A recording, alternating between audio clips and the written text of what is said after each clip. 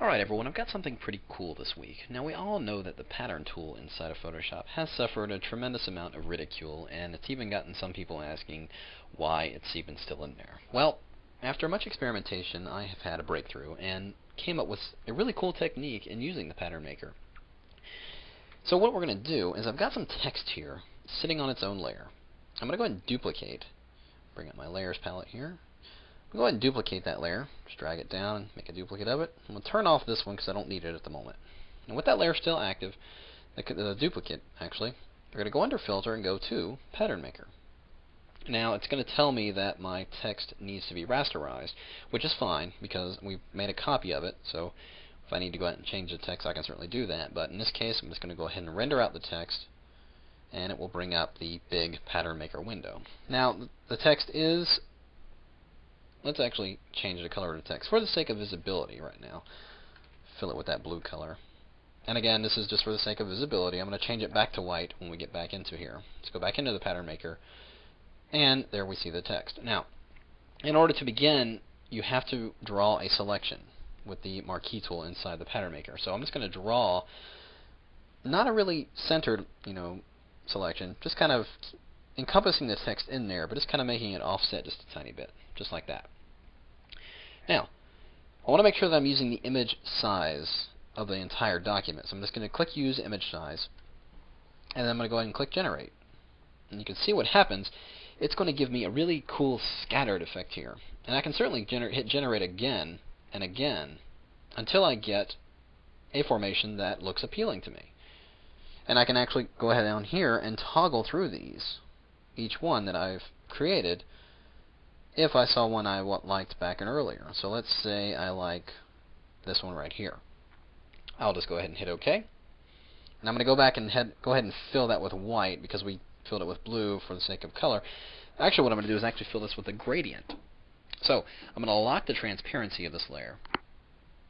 Go get my gradient tool, and I'm actually going to get this one right here because I like the tone of it, just not the color. So I'm going to actually remove the color after I apply it. So with the transparency locked, starting in this top corner, dragging down, there it is applied the gradient. I'm going to do Shift-Command-U to remove that color.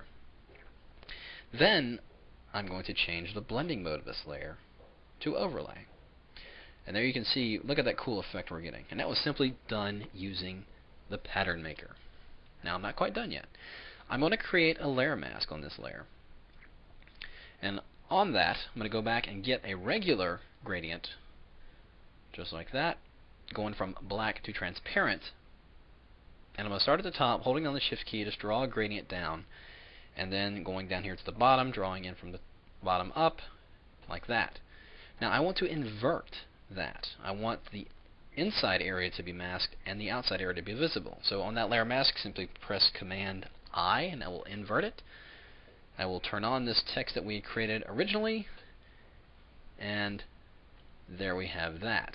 So there you can see we've created a really cool effect simply by using that Pattern Maker. So it does have some really interesting things that it can do. You can also do it to images. Let me minimize this image. Let's bring this photograph in here. Now, this image is on its own layer, so I'm going to bring up my free transform, going to Command-T. I'm going to scale this image in a little bit, just like that. Now I'm going to get my rectangular marquee, and I'm going to draw a selection over that image, right about like that. Now I'm going to hold down my Shift key so I can add to that selection and draw some more. Just some scattered bars along this image, just like that. Now, I'm going to deselect that because I should be working on a duplicate, just like this. Now, on that duplicate layer, let's go back and draw those shapes. Holding down the Shift key, adding to the selected areas we've already done, just some scattered bars, and then I'm going to press Delete. So that will remove those parts that I've selected. Now, with that layer active, let's go into the Pattern Maker once again. And draw a selection just over the entire area, not too precise, just right inside there, and then click Generate. And boom, we get that cool effect there. Now, like I said, you can keep hitting Generate to get different versions of that pattern effect. Now, one thing I didn't do here, let me go ahead and hold down my Option key and reset. we want to make sure that we're using the size of the image itself. So click that Use Image button, and in fact we are in this case, but just make sure if you're going into a new image that you click the Use Image Size, otherwise you're going to get a kind of a tiling effect, and that's not really what we want in this case. So, let's make that selection yet again. Click Generate, and every time you hit Generate, it's saving each version. You can see, you can toggle through and do different things here with it. So, let's say I like that one. So I go back to number 3, and let's say I like that one as well. Well, you can click on this little disk icon here and save it as a pattern. Let's call it Girl 1. Hit OK. Let's toggle to the next one, and let's save that one as a pattern. We'll call that Girl 2. And we'll go back to this one. So let's say we'll go ahead and generate our pattern with this one. Hit OK. There's that effect right there. Well, what if we kind of want to add those other texture or patterns to this one? Well, simply create a new layer and go to the Fill dialog, which is Shift Delete, and go to Pattern here. Scroll down and find that pattern. There's those ones we created. Here's some ones I created earlier. So there's one of the ones that we created just now. Hit OK, and it will fill that layer in with it. Create a new layer. Go to Delete or Shift Backspace. Make sure you're in Pattern and go and select the other one. And hit OK there. And of course you can move these around, do whatever you want with them,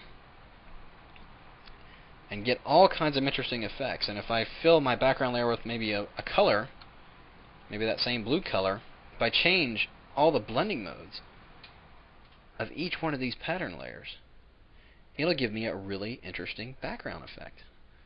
Look at that. You can do an invert. If I press Command I, I can get all kinds of really interesting effects here just by messing around with that pattern filter, or that pattern maker rather. Bring the original image up top, maybe apply a double click on that icon, bring up the drop shadow, or bring up the layer styles and apply a drop shadow. Turn that off. Let's increase the distance so it gives a little bit more depth to it. Just like that, and hit OK. Boom, look at that. Really cool effect, all done using that pattern maker. So you can see it does have some really interesting features if you just kind of mess around and experiment with it. Again, you don't have to take a pattern maker and create a finished pattern with it and be done with it. You can take it further and applying it and really get some interesting design effects. So I encourage you to practice with it yourself and see what kind of really cool effects you can come up with. Alright, so we'll see you next time.